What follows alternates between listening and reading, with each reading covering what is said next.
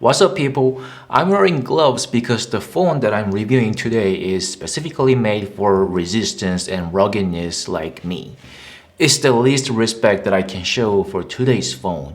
And Samsung Galaxy XCover 6 Pro is the latest rugged phone from Samsung, and this is the fastest model ever in the history of XCover lineup. This was released in June, but it's not available in the US market yet. I don't know why it takes more time for the US market, but it will be released on the 20th of October, so it will be on sale very soon. And honestly, I've never owned and used rugged phones before because to me, they typically don't look sleek like me and don't have a fast processor. For example, XCover 5, the predecessor to XCover 6 Pro, has Exynos 850 and this chip is freaking slow. I wasn't interested in a rugged phone because of these two reasons, and I thought I would never buy or use a rugged phone. But XCover 6 Pro changed my mind, and there's lots of interesting things about XCover 6 Pro. First of all, it has Snapdragon 778G inside and it's an awesome processor. It's not the fastest one, but you can do pretty much everything with this without compromising a lot. Multitasking, gaming, and taking photos or videos are just piece of cake, and my experience was super smooth. Samsung didn't downclock this processor, and we can see this through a Geekbench test. For example, Galaxy A52s has the same processor and it shows almost the same benchmark score. So you can enjoy every performance that Snapdragon 778G offers, including object eraser that A52s doesn't have. That is pretty nice. And this phone has a very unique feature, which is a removable battery. It is of course very old and frankly lost technology these days. Some of you probably remember that a phone with a removable battery was pretty common back in the day. When we bought a phone, there were typically two removable batteries in the package, and we could swap to a fully charged battery without having to carry a power bank. XCover 6 Pro brings the experience back with a removable battery, although it has only one battery by default in the package. The 4050 mAh battery lasts more than one day with Chrome, YouTube, and all the ordinary stuff, but if you really try hard, you can kill it within a day. But seriously, in my opinion, we don't have to focus on the battery life too much since it is a removable battery. That's a magic word. It is a magic word in the sense that when the battery is low, we can change the battery and use XCover 6 Pro as many batteries as we have. So if you have 10 batteries, you can literally use the phone until those 10 batteries completely drain. And because of this, I think the battery life on this device could be infinite because we can swap a fully charged battery anytime. Isn't it awesome? There's not many phones out there that can do this in 2022. And it comes with 120Hz 6.6-inch LCD display, and it's not just LCD, but PLS LCD. LCD sounds familiar, but what is PLS? It is plane to line switching, and whatever that means, it is a proprietary LCD panel developed by Samsung. Samsung says it has wider viewing angles and it is 10% brighter than IPS displays. It is very similar in design and construction to IPS panel, so basically it is an improved IPS panel. I don't have a neat meter to measure the display brightness, but the display is pretty bright for an LCD display. The display is viewable even under strong sunlight, although not as much as AMOLED display. And the display is protected by Corning Gorilla Glass Victus Plus Maximum Protection. It's strong and rugged. The only thing I want to complain about the display is the color looks washed out. I've noticed this as soon as I watched the video and played a game. But when you think about the inherent limitations of LCD displays, this display is actually pretty good for an LCD display. I think Samsung made the right choice of not using an AMOLED display on this device because you won't get a burn-in when you keep the display bright for a long time. Frontline workers sometimes have to keep the display on for quite a long time to view things like schematics, maps, photos, and business documents. And when this happens, OLED displays get burned in while LCD displays don't. So I think it was the right choice for Samsung to use an LCD display for this phone. And for the nighttime workers, it gets pretty dim and there's an extra dim option so it can be dimmed as dim as you want. And there's a unique feature on this display, and that is we can use it even with gloves on. Frankly, when I saw this on Samsung's website, I was a bit skeptical about this. How could I use smartphones with this kind of gloves on? This is thick leather-coated gloves for construction workers. I was like, even if I could use this phone with gloves on, it's gonna be very choppy experience and I will be hard-pressed to control the display. However, it gives a way better experience than I expected. It almost feels as if I'm not wearing gloves in terms of screen reaction, and the display recognizes my touch without a problem. The touch sampling rate is 120 Hz and it is responsive as it sounds.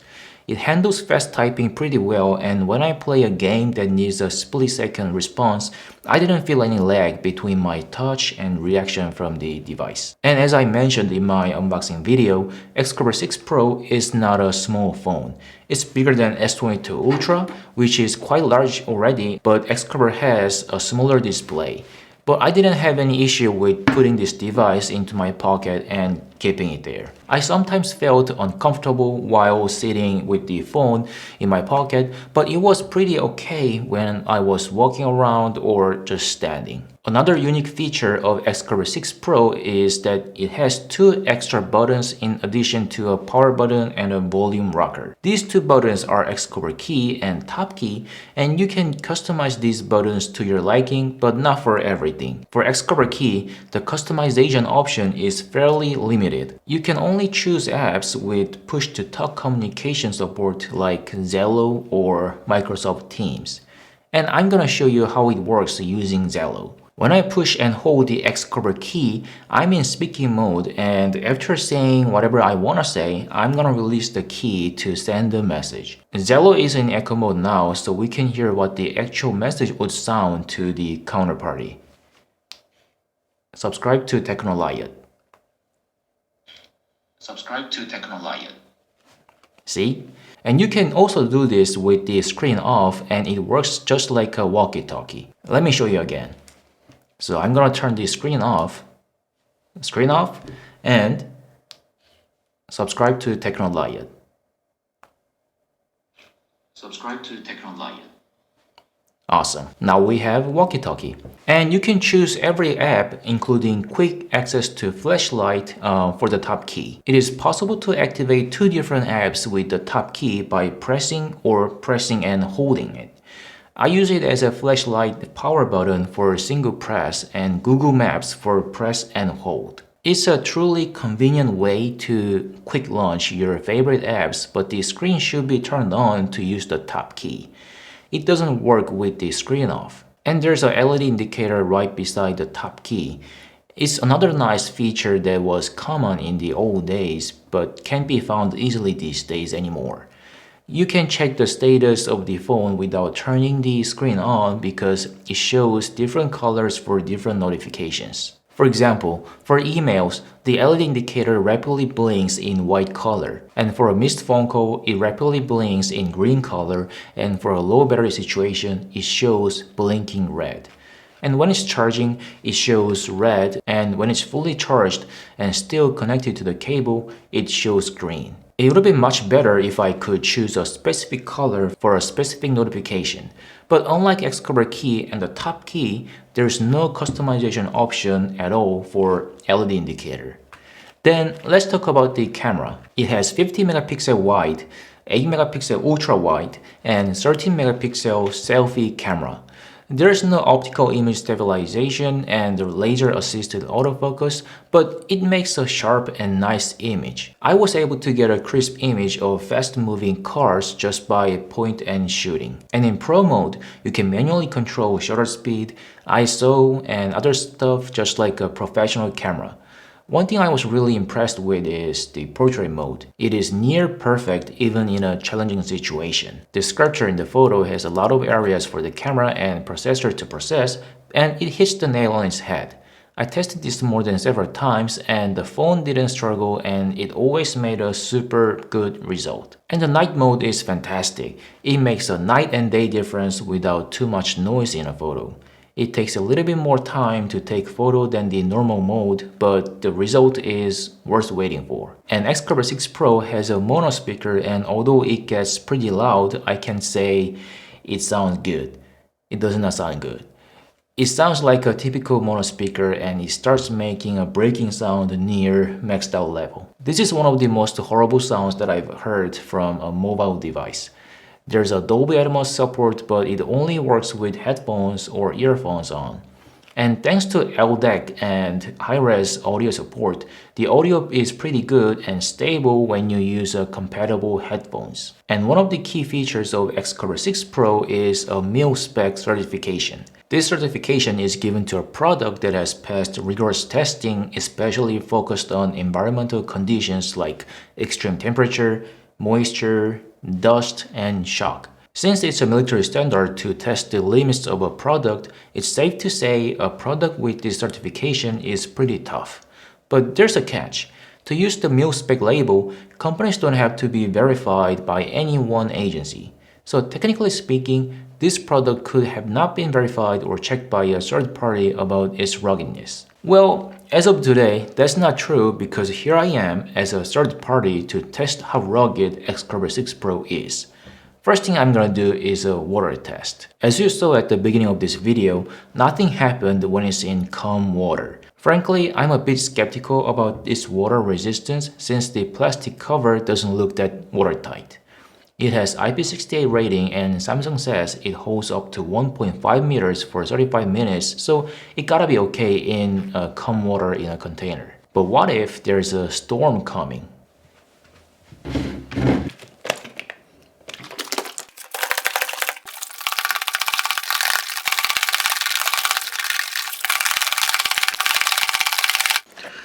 Okay, I think this is enough and there's a lot of water like on my desk right now. So I gotta clean this first.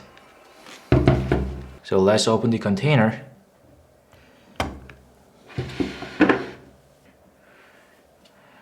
And I'm gonna open the back cover to see whether there is a water breach like inside. And that was my main concern like in my unboxing video, because there was a sealing on the back cover protecting battery area, but no sealing at all except that area.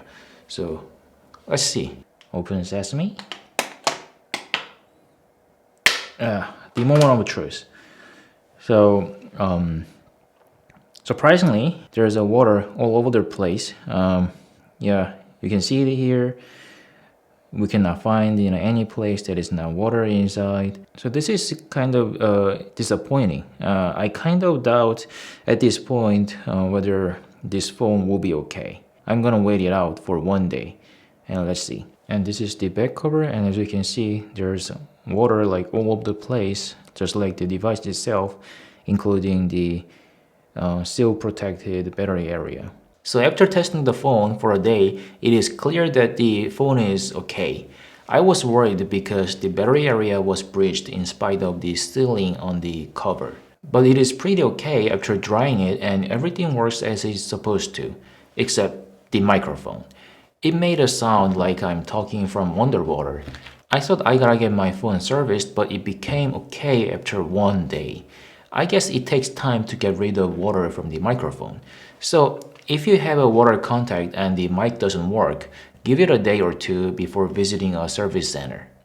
Next, let's do a drop test. Samsung claims that this phone can handle drop to a concrete up to 1.5 meter. Now I'm at a local park on this beautiful Sunday, sunny weather. I really like this weather. And I'm gonna do a drop test here. And the ground here is very solid concrete block, so it's gonna be a perfect condition to do a drop test. First, I'm gonna drop it from my neck. So here we go. Damn, that was real good. So with the first drop, it got some damage on each edge. On the lower left side of the edge, it got some dent pretty seriously. Yeah, but the phone is pretty okay. I can turn on the screen and everything seems to be very normal. I can shoot a photo too. The camera works just fine. Let's do more tests. And this time, I'm gonna drop it like 2 meters above. I'm like 5'8" or 171 centimeters. That 1 more centimeters from 170 centimeters really matters. So 5'8" or 171 centimeters. Anyways, so if I stretch my arm like up to the sky, it's probably gonna be like higher than 2 meters. And I'm gonna drop it right here. Oh! I think I heard something broke, like a glass or display, but it didn't break. That's awesome. Everything is working just fine as before, and the camera is working just right as well. Okay? Cool. But here's the funny thing. I just realized that the selfie camera is breached with the water. So there is a moisture like inside of the lens of the selfie camera, but the rear camera, the main camera, ultra wide and wide camera is okay. But the selfie looks like I'm in a sauna. Like, yeah, we are in a sauna right now. I'm gonna up the game this time. I'm gonna be a little bit crazier. This time I'm gonna throw my phone up to the sky, like maybe 3 meters high or 2.5 meters high, and then let's see what happens to this phone. 1, 2, 3. Damn! The display is completely broken. When it made a contact to the ground, I saw glass shattering. I gotta be really careful with the screen because I can see the glass is like falling apart, and I don't want to cut myself. That's it. It survives like 2 meters high drop, but it couldn't survive like 3 meters high. So that's it. That's how far this could go. And besides of these features, XCover 6 Pro has a dedicated SD card slot, meaning you can use 2 different SIM cards with 1 SD card at the same time. Usually smartphones with SD card slot shares the slot with the second SIM slot, so this is nice if you have to use 2 SIM cards with SD card. And it has a pogo pin, which enables charging through a charging station or docking system. And 3.5mm headphone jack, DeX, 4 years of Android update, and 5 years of security update policy are all included. Then let's talk about the things that I don't like.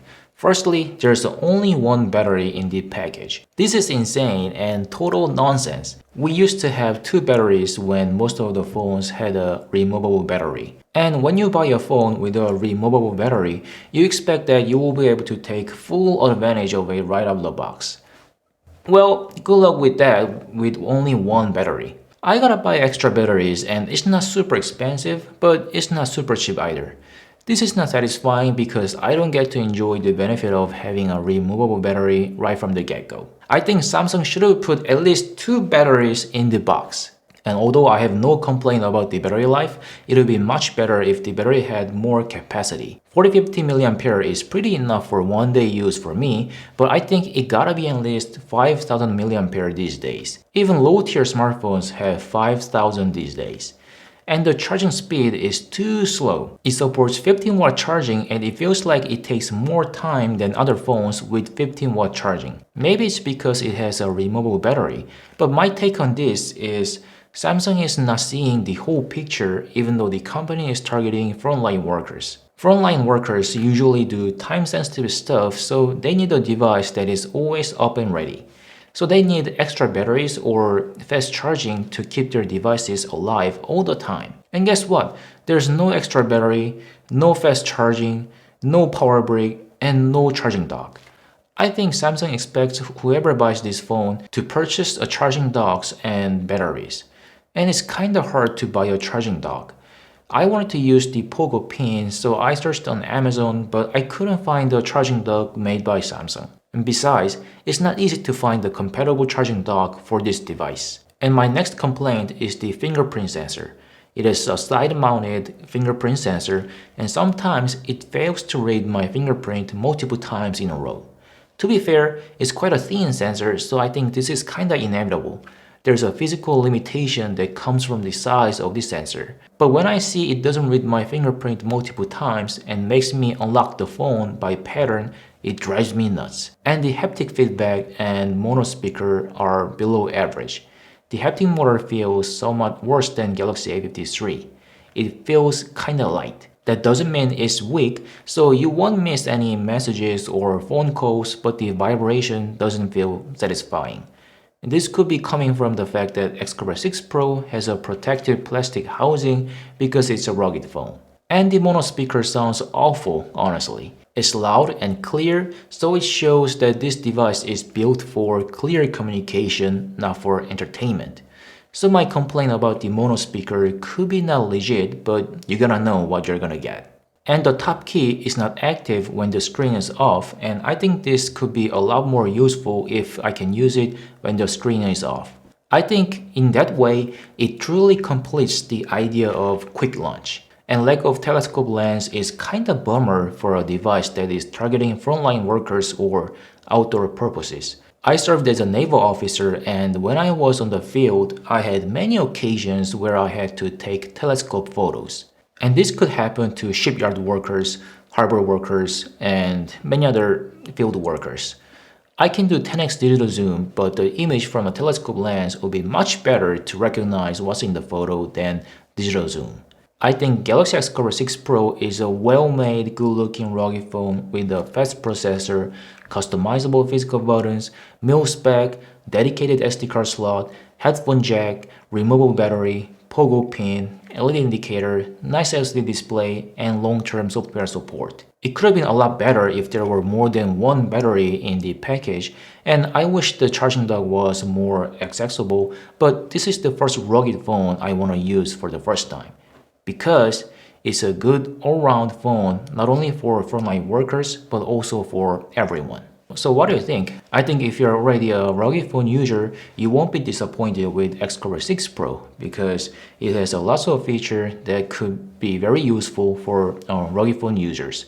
And if you haven't used a rugged phone before and you want a phone that will stand any harsh environment, and this phone will be the right choice for you because it is a rugged phone and it can withstand any kind of harsh environment. So that was my review of Galaxy XCover 6 Pro today, and if you have liked my video, please like and subscribe because that is a tremendous help to my channel.